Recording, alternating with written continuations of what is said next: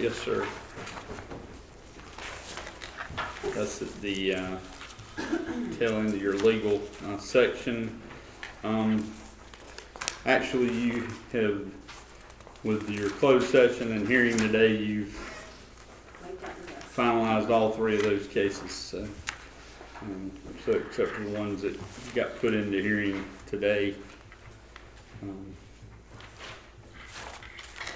And then Exhibit 8 is your case report year to date.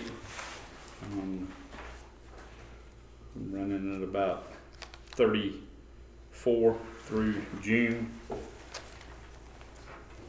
We had a few more, obviously, in May and June than we'd had the previous 4 months. Then Exhibit 9, you have your new appraisers issued in May and June. And there will be a lot more in July, as most people opt to be deferred until July 1st when they apply that late.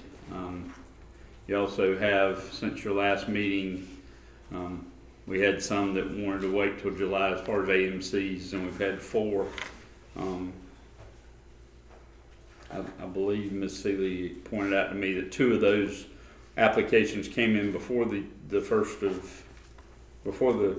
fiscal year ended, and then 2 since. So when you look at applications, we'll have 2 will go on last year and 2 will go on this year. And Exhibit 11, you have your exam results.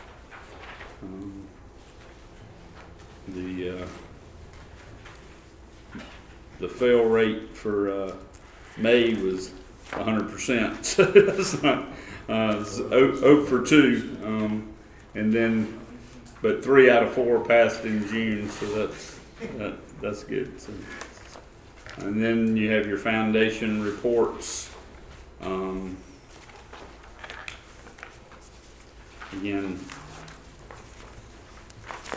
just different releases from the Appraisal Foundation. If you haven't, just speaking that a little bit, there was a hearing before the House Finance Subcommittee and on appraisal issues, and you can go to the foundation website and there's a link to it.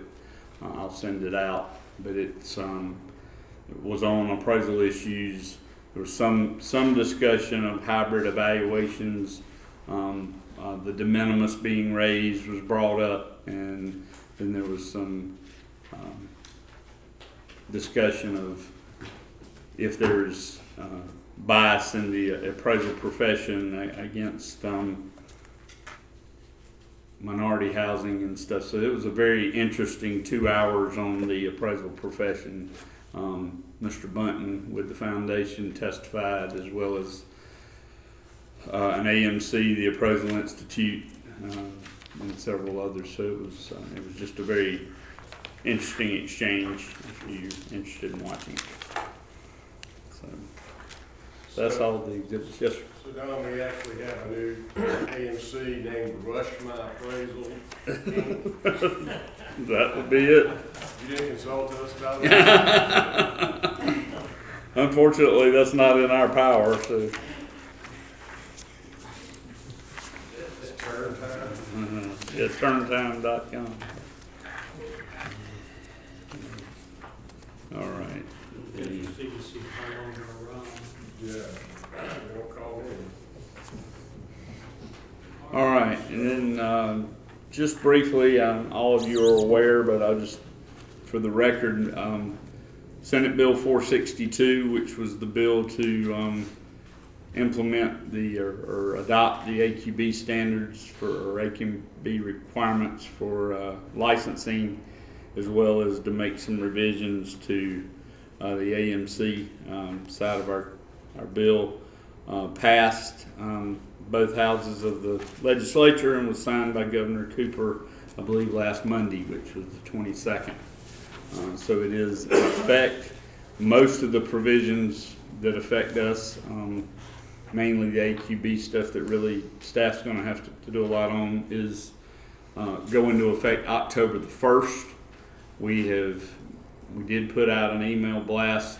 Some people, once it passed the House, were wondering why we weren't telling everybody. Well, we're not going to get ahead of the governor, so we waited for him to sign it, and then we put it out that it had passed. We are advising, if everybody's watching this on social media, that we're advising anybody that wants to apply using the new criteria to wait until we have new applications and the effective date goes into effect of October the 1st.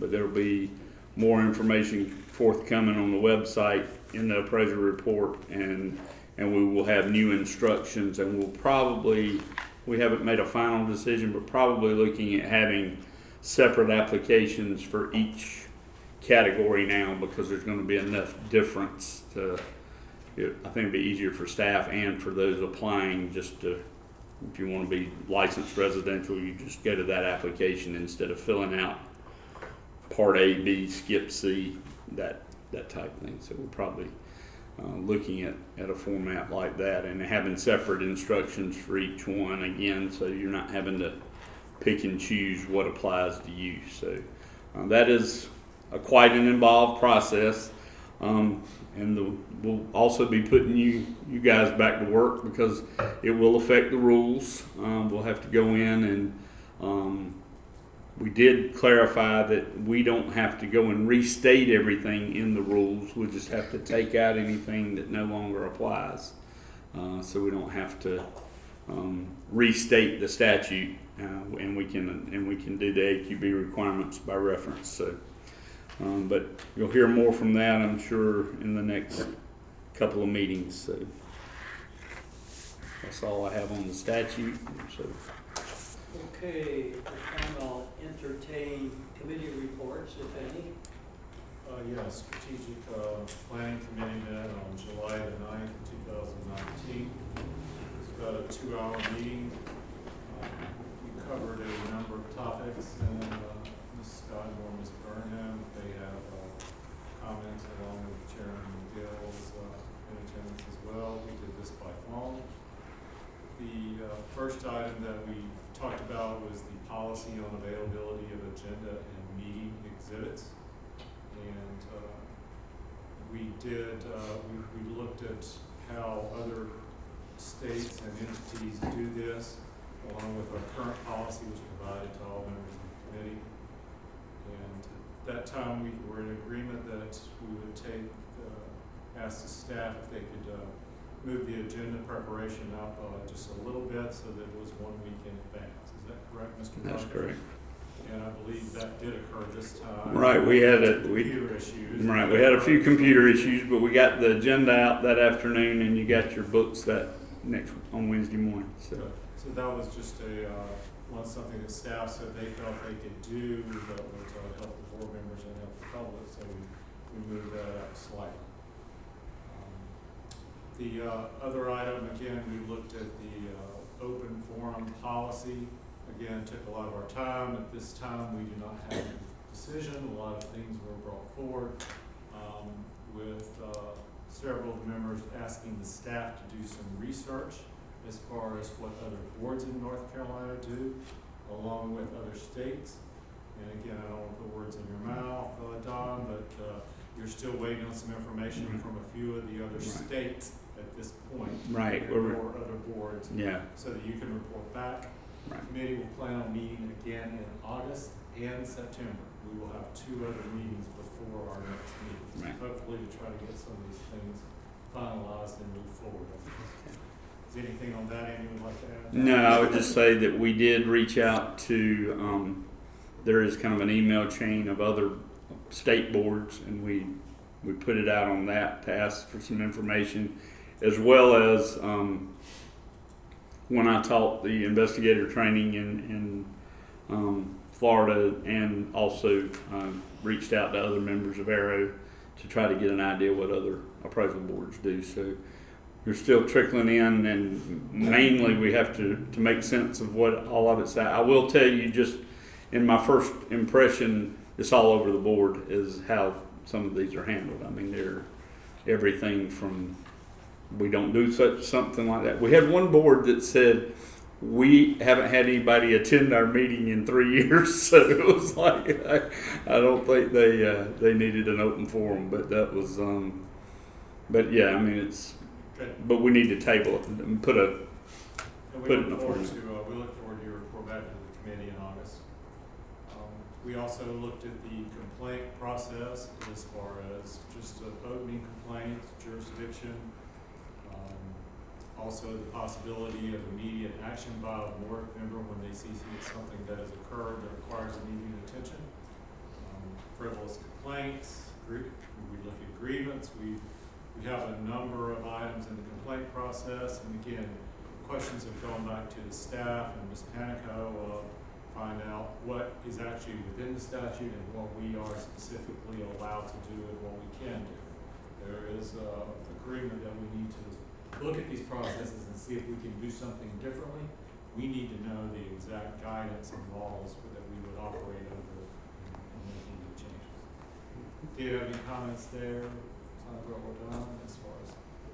No, I think we're thinking about what kind of rule changes we can make within the statute and have some questions for the committee to discuss. Okay. Again, that will be discussed in August.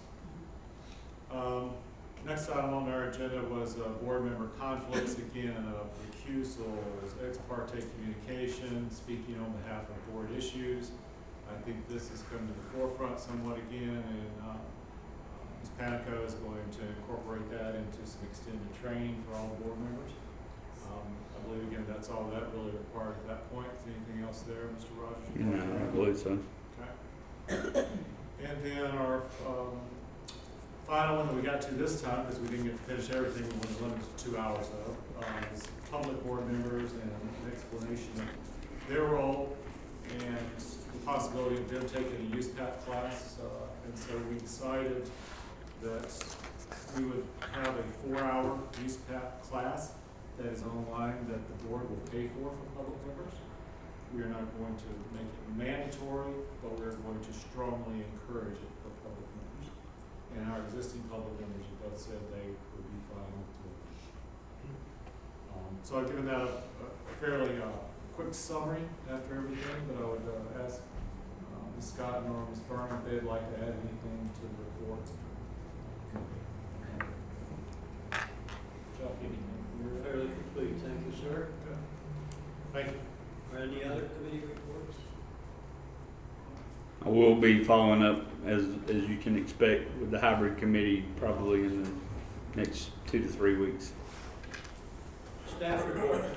Okay, not a whole lot here, but we'll touch on a few things. I attended the joint meeting of TAFAC and the IAC on June 27th in Alexandria, Virginia.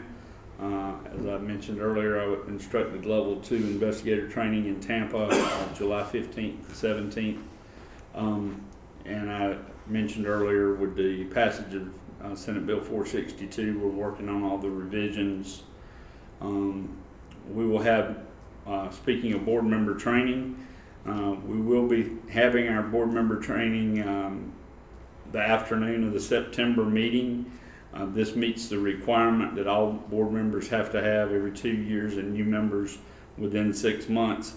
If at all possible, if all board members can plan to attend, because there are, in addition to our statute that passed, Senate Bill 462, there was another legislative change that affects how boards deal with hearings, much like the one you had today on character matters.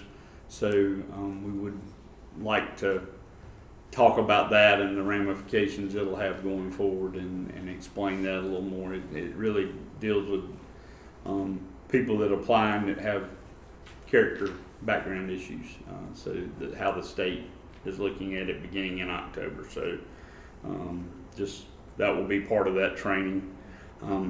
Just for your information, because our next meeting will be in late September, the Fall Aero Conference dates are October 18th through the 21st. The travel days are 1 day each side of the conference, so the 17th and the 22nd. And we'll send out more information and get your confirmation whether you're going once the registration period is set. Usually that's about probably about the 1st of September Mr. Lewis has been asked to speak on appraisal issues to the Winston-Salem Association of Realtors on August 28th. And I realize we are tardy in getting out the newsletter this time. We've been waiting for the action on the bill and any appointments or reappointments to the board. So we do plan to have one out in August, and then, but we'll probably have two in fairly short order. One probably in August, and maybe again in December. So that's the staff report. All right, thank you, sir. Do I hear a motion to adjourn? Yes, Mr. Chairman, I thought I heard that a couple of times.